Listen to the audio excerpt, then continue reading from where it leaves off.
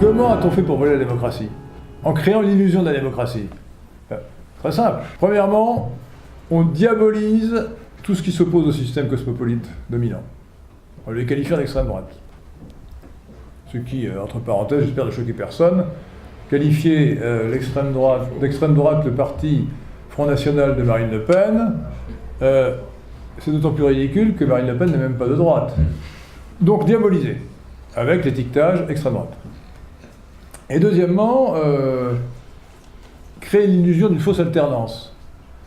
Deux partis quasiment identiques, deux produits identiques en fait, ont deux étiquettes différentes et les gens croient que la droite remplace la gauche alors que c'est en fait l'UMPS, comme disait Jean-Marie Le Pen ou comme disait Marine Le Pen, qui en fait se succède à lui-même sous la forme soit du Parti Socialiste, aujourd'hui devenu La République En Marche en fait, soit du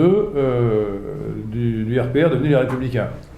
Le dernier tour de Bonneto, c'est évidemment Macron qui remplace Hollande. Macron, c'est Hollande dégagé de la gangue du Parti Socialiste. Ces idées sont exactement les mêmes. Lisez le livre de Davé et l'homme, qui a recueilli les confidences, de Hollande, vous verrez qu'il a exactement les idées de Macron. Ils se détestent pour des raisons de personne, mais ils ont exactement les mêmes idées, cosmopolites.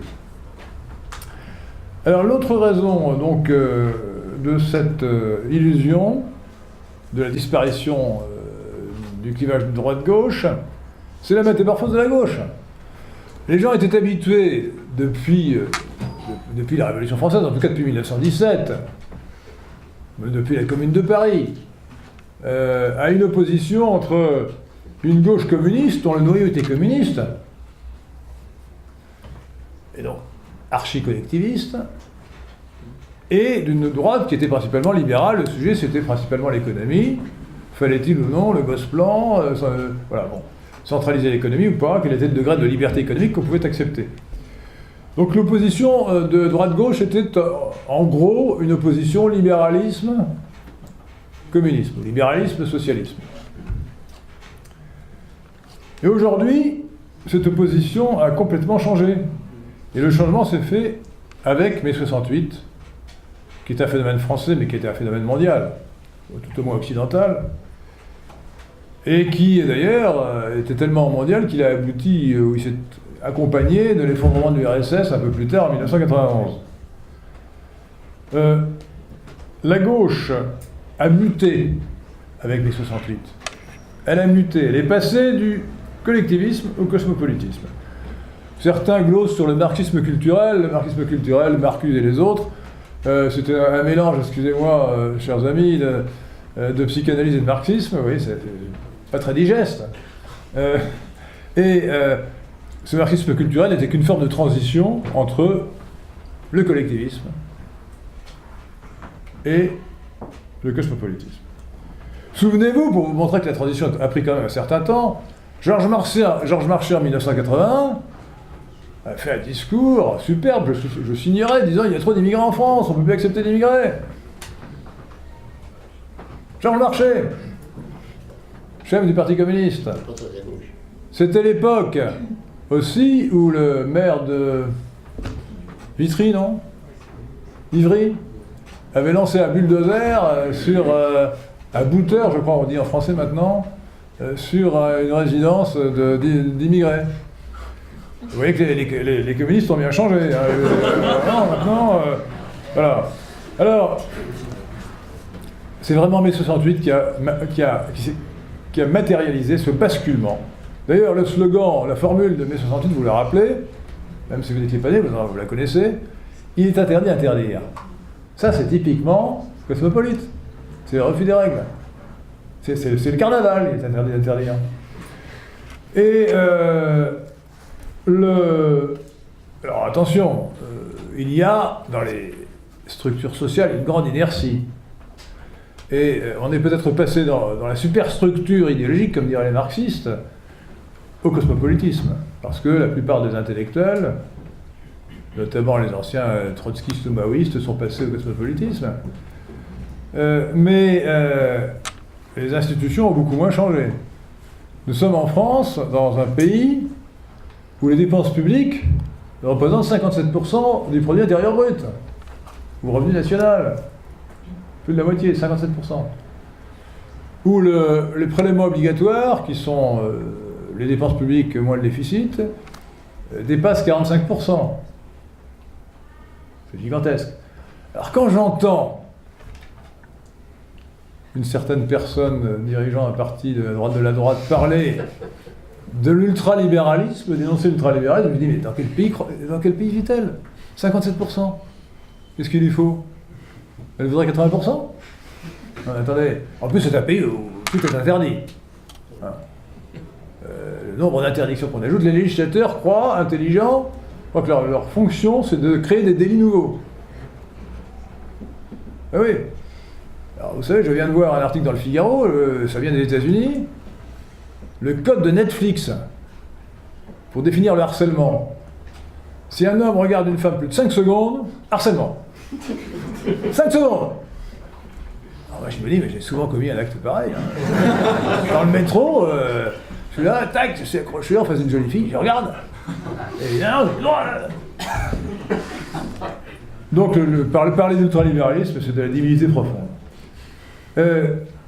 Les institutions restent largement collectivistes et socialistes, mais les idées, elles, sont essentiellement les idées dominantes. L'idéologie dominante, c'est le cosmopolitisme. Macron, je le répète, Macron 2017, c'est vraiment la mue, au sens biologique du terme. Hein. C'est Hollande, qui est devenu Macron, en se rajeunissant un petit peu, et, à défaut de rajeunir sa femme, et qui s'est dégagé de la gang socialiste. Donc le clivage droite-gauche a changé de nature. Ça n'est plus essentiellement libéralisme contre socialisme. C'est maintenant nationalisme ou populisme contre cosmopolitisme. Mais c'est encore du clivage droite-gauche.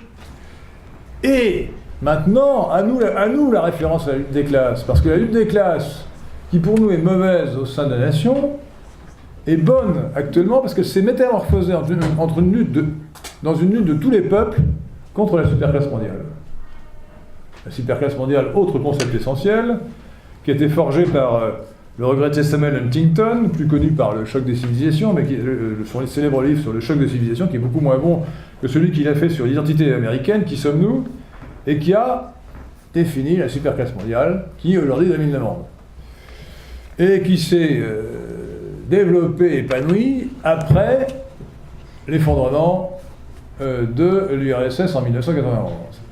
Alors, vous allez me dire, mais qu'est-ce que le cosmopolitisme? Ben justement, puisque nous parlons de frontières, c'est une idéologie issue de la gauche, ou expression de la gauche, ou branche de la gauche, qui refuse les frontières.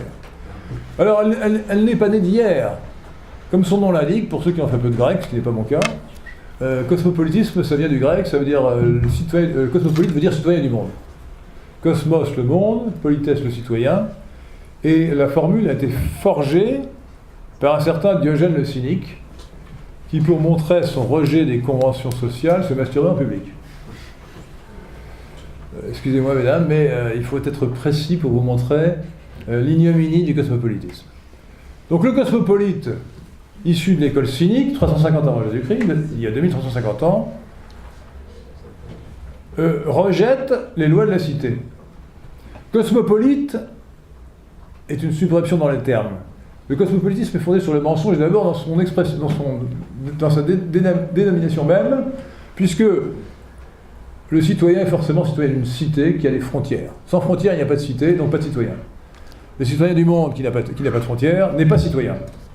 Donc on ne se dit citoyen du monde que pour dire en fait qu'on n'est pas citoyen, pour refuser d'être citoyen de sa cité, pour refuser les devoirs envers la patrie.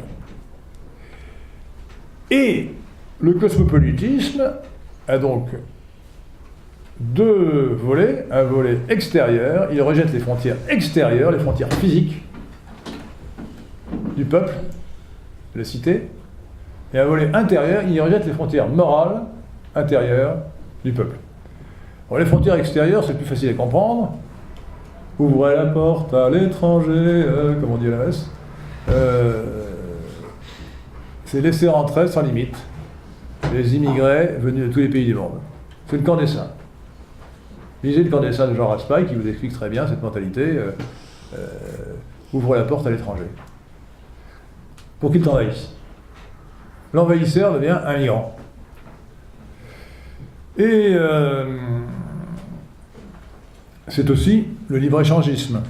Alors les économistes discutent des avantages et des inconvénients du libre-échange, mais là, le libre-échangisme est considéré comme un dogme. Il faut que, comme les hommes, les marchandises et les capitaux puissent circuler librement. On réalise ce marché unique à l'intérieur de l'Union européenne, mais le but est de le réaliser à l'intérieur du monde, si j'ose dire. Et c'est aussi la supranationalité. Les frontières sont les limites de la souveraineté de l'État. Et l'État ne doit plus être souverain. Il faut que l'Union européenne, l'ONU, la Cour européenne des droits de l'homme, le tribunal pénal international, que toute cette superstructure mondiale écrase la souveraineté des États qui ne doivent plus être souverains, qui doivent obéir à une puissance étrangère et anationale. Mais le cosmopolitisme, c'est aussi l'abolition des frontières intérieures entre les valeurs, entre le beau et le laid. C'est l'art dégénéré. Ou le non-art dégénéré, c'est encore pire, là, il n'y a même plus de référence à la beauté. C'est la différence entre le vrai et le faux. Les races n'existent pas. Je réponds à cette affirmation stupide. Alors j'ai deux réponses. La première, la plus scientifique, qui consiste à dire les races sont les divisions de l'espèce dans la taxinomie linnéenne. Bon, c'est un peu abscon. Il faut être stupide ou fanatique pour nier la division de l'espèce humaine en races. Et puis, j'ai un autre argument plus simple. Si vous ne croyez pas à l'existence des races, prenez le métro parisien, ligne 13. Voilà, la démonstration est claire.